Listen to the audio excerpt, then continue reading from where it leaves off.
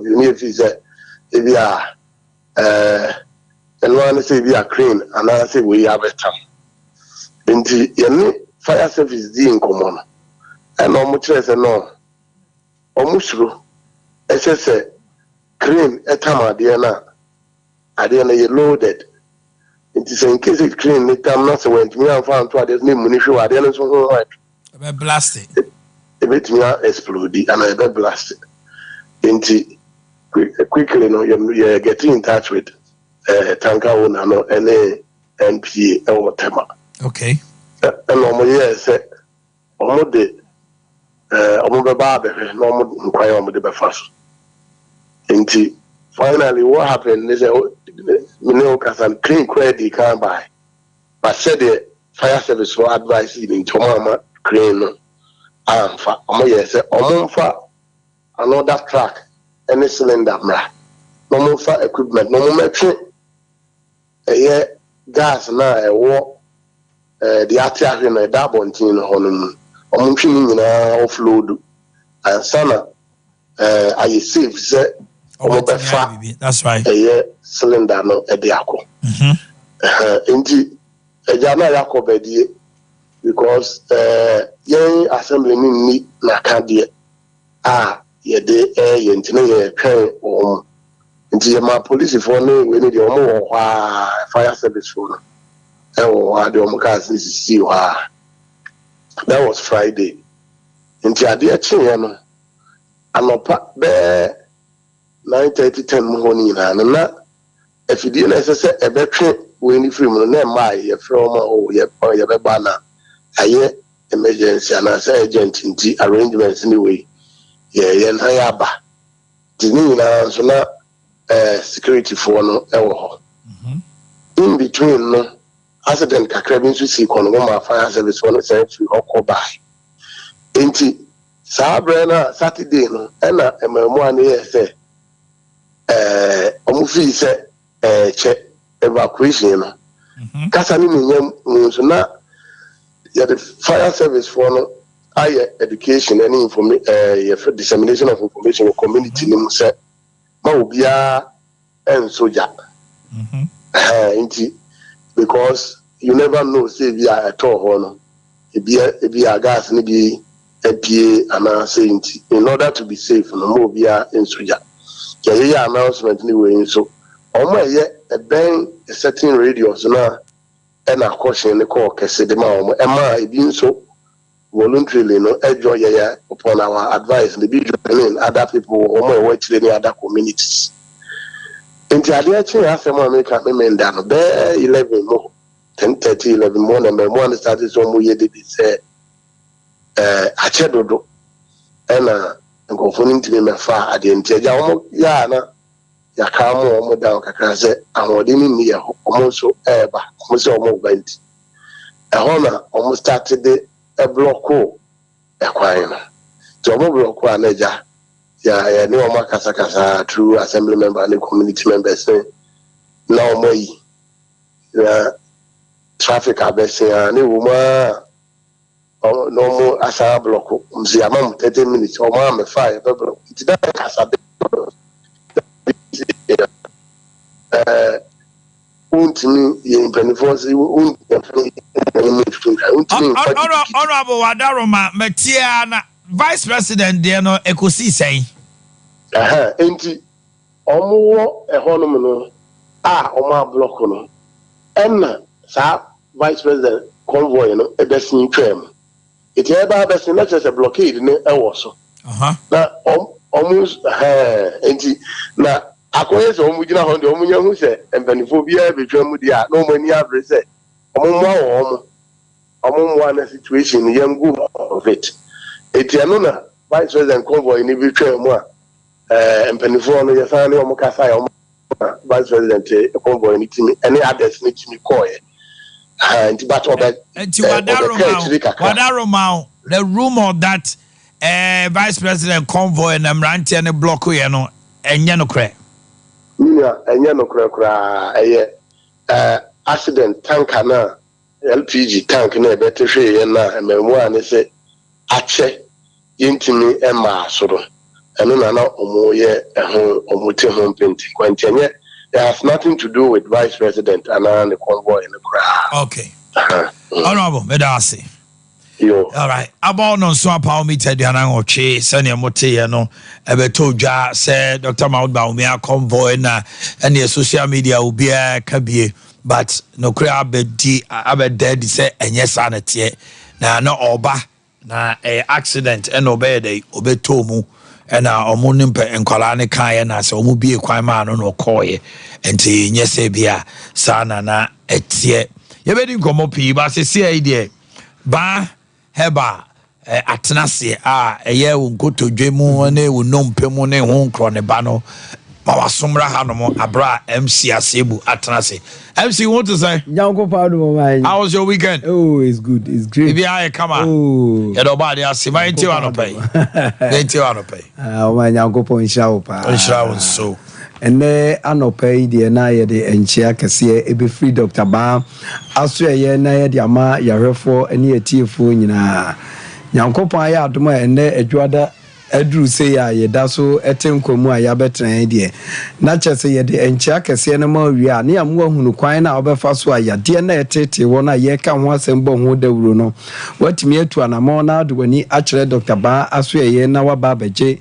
apomudeni ayaresa da bia me ka kire wo se eya ati asese Dr. Ba anya bibi esi nkwanche bi ne etontun nro eye hospital mu a yesiesie ho a ye di dwuma yade eti nipa so a yade efre ne kwankro yade a wachina bere no eno na ye hwe no ho na ade a ye de hwe no ho no eye bibidro eye haban ana ye didi dwuma ho akwasi buroni adro ba kokora eni yaso ye ho eye ye ni aga na bibidro ya no ana Dr. Ba ne nam ni nwura mu asua de atete a wode sasa yade na enti ya no wa hye ne nso enti se ye boy yade bi so se enu nti na bra ho ne ye hwe wa gidi se wo ba ne ye de ahaban na ehwe wo ama yade no akọ afiri nipadua no ama wo nso onipadua no emu atodin ama asomdwe abamu ne ohaw no afiri mu ama wo nso ho atọwo ye number na edidi dwuma ewo yaso ye ho no eye 0244 988 004 0244 988 004 and ye was 0244 08 34 82 0244 08 34 82 Wadaroma Dr. Ba ewo kumase atonsu agogo Government Hospital kakraka na yesi no ho no eno na chi ana Dr. Ba yedi ejuma ewo ho afa wodo ani kire enkran patam so a ye will be hospitals 18 junction ehon so obehu Dr. Ba ye hospital ni bi ho ai no so yesa yade te se de ye na heya no ena no pay de Dr. Ba busa obi a wotie hwe se udompe ena okasa ni nipadua na eho te sei onse abrani nyina me se Dr. Ba ye be transit ni ye be kanse mo akire se ye ya mo aninye fi se wo yade bi wo wiase te se nkasa mu yade a ne hwe ne kon no eden pa na obi starting kakra wo free 30-40 ko nyina ne nei na okompreni wo nkasa ne udompe mu enti sa wote ase ne ye ka dompe ne kasa ho asem a mesre no atie ne yie na wanya gidie ade wani akire yaso ye ho na afi waba beje ayaresa efise Dr. Ba ye doctor wakosua ade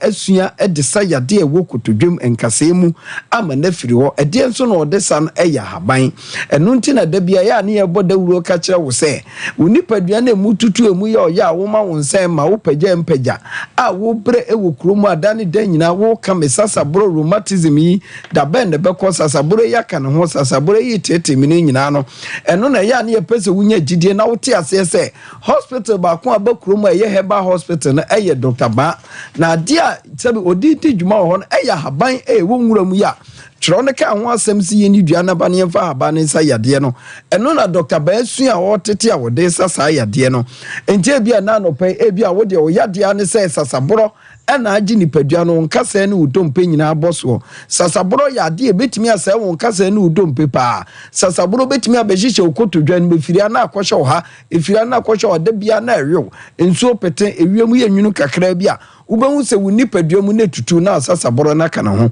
ɛno na Dr. Bansi yɛnka nkyɛw na no pɛ sɛ dane da nyina wo keka saa asɛm we nyina keka kyerɛ wa na ɔkyɛw sɛ ɔho nimdeɛ ɛwɔ ho ahaban ɛwɔ ho aduro a obedi betimi apam saa sasaboro mu yade a abeto so na etete wona firi wo so enti susufa ya abusuasem na fo ani kyerɛ Dr. Baho na fe sasaboro yade a etete we ha wo no ubeduru Dr. Baho a ye behwe wo ne yi rheumatism sasaboro na firi nipadua ne so na fe wo nipadua na emu adu se kun na fe wo so wanya wo fa hodie ɛwɔ sasaboro so ene anopa yi ya na ye kasa ne ye kasa fa obi a wadi dam wa pira mu wadi dam ho da bia ka kyɛw sɛ wopra ɛyɛ hwɛ ba bia wobetimi de akɔ aho beto efise nipa bebre nyankwanhyia amenne ɔmo na ɔmo nsa no nipa bia nto ne yɛ nti amenne ɔmo nsa na didam ɛna obehia wo bi na ɔbɛba Dr. Baase ɛhɔ no ɔbɛba ɔseme nsɛm dompe na bu yɛ o nanso ɔmo kyerɛ me baabi ma me de kɔe ana anye ye enti wobehu nipa no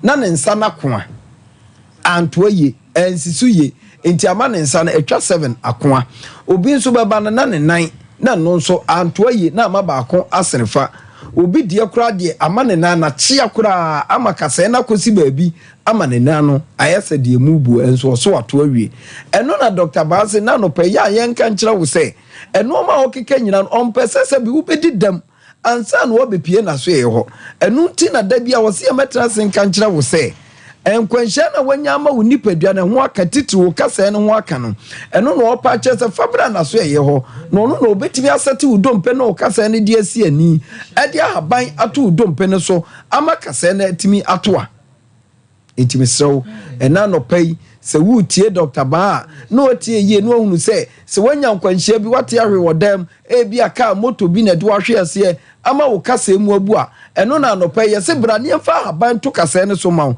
ne ma kasa ni nyina kama sɛ de bɛyɛ a hoto wa ubetimi anante kama yade bia meka obiem sɛ de bɛyɛ nsuo to awiabɔ ahuntu a wonai dompe ana wonsem kasa na eto aye no ebeda din am watimi anante ye enti Dr. Baase sɛ wo pɛ sɛ wobedi dam ɛwɔ nipadua mu ɛna esan sɛ wapira fo ni kyerɛ Dr. Baho na fe yemfa haban to dompe so na ento ama nipadua no dompe no ɛho ntɔ ye okay abere nyina ya na ye ka kyerɛ wo sɛ enipa bebre enya chi kasa ya de ɛyɛ ne spinal cord no ɛhaw ne amane abam da bia ya ne nipadua no ɛyɛ na ɛyɛ da no yɛ ntena ase no ɛni enyina wo bebre no etimi kɔfa yade bre yɛ chi kasa no ɛmenne obi bebre nipa bebre hu amane ɛwɔ mo achim entie na me ne wo kasa obi na chi kasa ɔtɔ kasa so sɛ wo da wontimi na chi kasa ni tutu no ɛyɛ ne ya ɛno na Dr. Baase wanya haw ama wo chi kasa no sesi a ɛyɛ wo ya obi di ama ne faachi a ekikasa ama obi nso ni mu akoa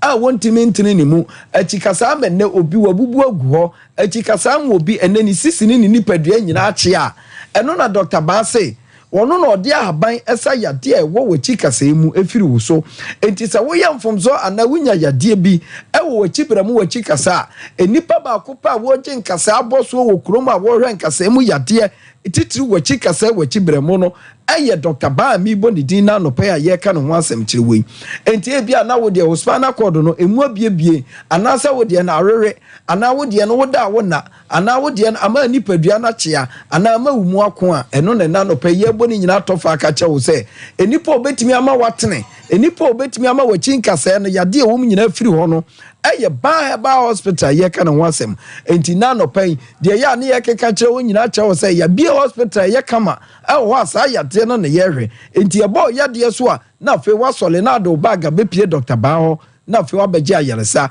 enti na wo yade aye ka che wo se wachibra mu wachikasa no aye wo ya tutu no enipa obetimi amemu ato din ama kasa na etimi aka tuatua ama bubu agu fam no obetimi asole anante no aye Dr. Baase ye ho enti na no pemesra wo se haw awo chikasa bremu mu a bra Dr. Baa aso ye ena me na wo kasa obi opagya ne nsa mpagya de o ka ne se mensa eyiyi oso ade mu ana ne nsa na hwa mesra dwant na wa ha no yadeɛ betumi aba hɔ ama rere kasa na makasa na timi afiri wo nsa hɔ ɛnu nti na wo ka hyɛ mu a na asa wo so adeɛ mu a na asa yi ɛnu nti na wo nsa ni yi a na ya ka hyɛ mu na asa yi nanso die secret wo me ne sɛ ɛyɛ yadeɛ ana abepie hɔ ama dwant na hyɛ hɔ no elusu enti eni contact bi abiem enti mra wo de kasa ne bɛhyɛ no ɛnam sɛ bambo bi enu nti kasa ne bɛsa atwe aba fam ɛno na enti wo pagya adeɛ kakra bi a na mo wabɛtie hwan Dr. Baase sɛ wo pɛ sɛ nipadua no wo pagya adeɛ biem na wo nsa ne nhwan biem a ɛno na yɛ anafa bra ne hɔ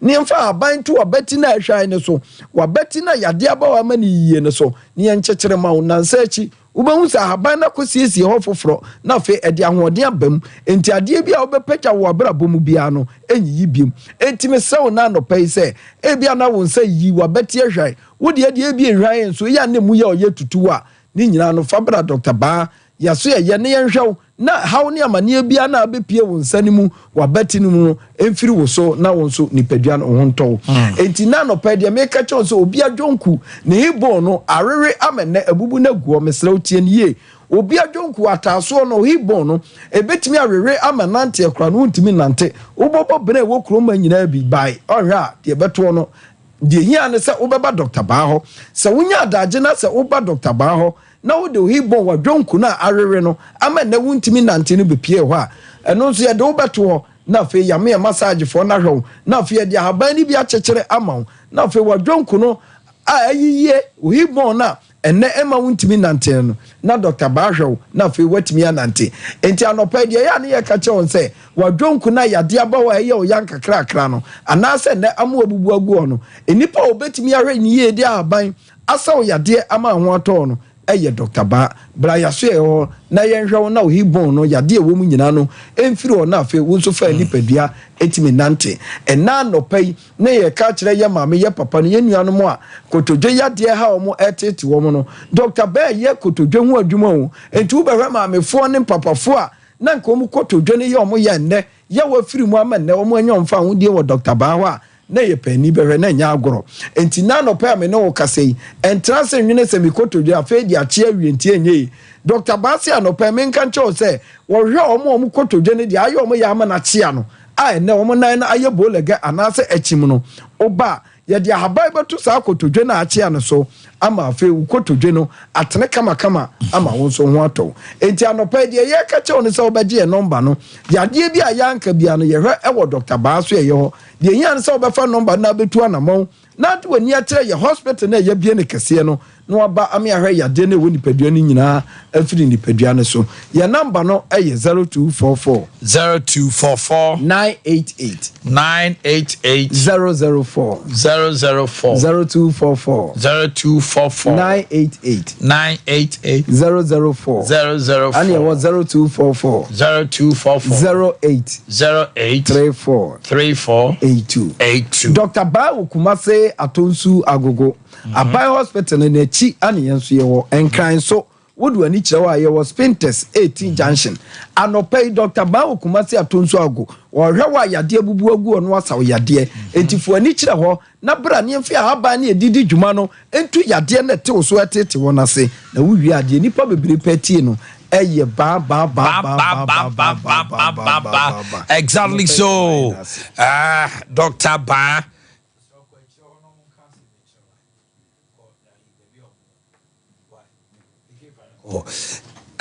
yes, toothpaste and the toothbrush, you see. Oh, sorry, I'm not pie, I was so to see ye. Now, and your paste be a keke.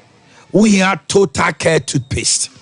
Now, when you have Total Care toothpaste, it is targeted to give your teeth full protection from germs, afe cavities, to control na epiepie usinum, and afe tooth decay, kaka. And a plaque, no say a sin and never visit your can cabino. Ninja be ye free ho. A fay toothbrushes no so inside no I said that boom to Krobi senti. A bow row cinema koi, a Diana would D yen near Makika in your free ho. You want a princess, Mona Duke, Duchess. And I'm a frank to just a fear ubia you should be. You will herbal toothpaste and no amount strong teeth, amount healthy gum. And a white and no so my sino bo kama Omanhene Yaw, Leicester Ghana for the dear Abejaso. Number is 0501390337. 0501390337. Akwalano control wasi one passe. Etiama say if you know as akwalano there be Fanuko St. Andrews SHS, one of the best private senior high schools. Your farmer from SHS 1 to 3. Na obe huyen ewo mia bebre ewo Ghana hanomo. Mo fa de nto so ai. Asin fosu mankasim dunkwa ono fe se asanwunu so new adubiase. Yeah, general arts, general science, business, home economics, visual arts, and agricultural science. Oberfrey was 0244 696911. 0244 696911. Na bibia akoso. Mami abe. Yeko PM our tano so apatrapa new side. Apatrapa junction ho. Se wa mre wompem. Se obema no kra hojo. Se otum se wa no doctor catch us say enema bi fifiri wo wa odiem e fibroid. When your stomach ulcer, udidi a yade to yema na wo kamu. Eye two e na abe tokrowo. Abofra no utwa. Koko e na afa wo nipadua, afa wo to ho afa. Afa ubu nsa wo bre. Wakote gonorrhea na syphilis enamu yade a wan hye robanti na yedi akotene pa ewo sickle cell musa akoda no ya wono foforo na o see doctor so ye SS fanobra mami abedi na wotwe mienu de aduro be carbo frey enu ano no sabo frey CPS ta o how ne amande na akoda ne namu ni nyina no eto atwa frey 0243 345-392 0243-345-392. Now may come for Fibo Venture so the amount. And they say, yeah, the asphalt toothbrushes are bejaso. Unya asphalt toothbrush, a yeah, princess, evidence, executive, friendly, and a galaxy. Obegwa dance just what the brush band the future will sing. After fresh herbal toothpaste, so ya kabom the anachese. Yeah, Papa, we would actually. I refresh about toothpaste. I just so cool anymore. I don't know. Union government. Hey, it's 053 5452 053 5452 Over we are post Sego Lane. Dawood Herbal Clinic. Edinro me no abejaso. 360 capsules. Unya 360 capsules are ebeboa waist pains, rheumatism. Afi ointment, the treatment, you know. Na ahokyere pa wo famu e wo sisim neck pains, waist pains, ene ahodo nyina no. De wuhia eye Dawood ointment and a Dawood 360 capsules. Nemo oba hospital wa said diabetes, pressure, stroke. Eye awo ho nsem ene niema aka nyina no ye boa e show joint pain, sexual weakness, ulcer. Fabedan Dawood Hospital. Na Oberfrey ewo ejoso krapa eho ne wo. Your number is 0241 244 012. 0241 244 012. Na bibia e dey akoso kama e de amaw. Wo de ane se Oberfrey na yedi nkomo yedi niema atutu.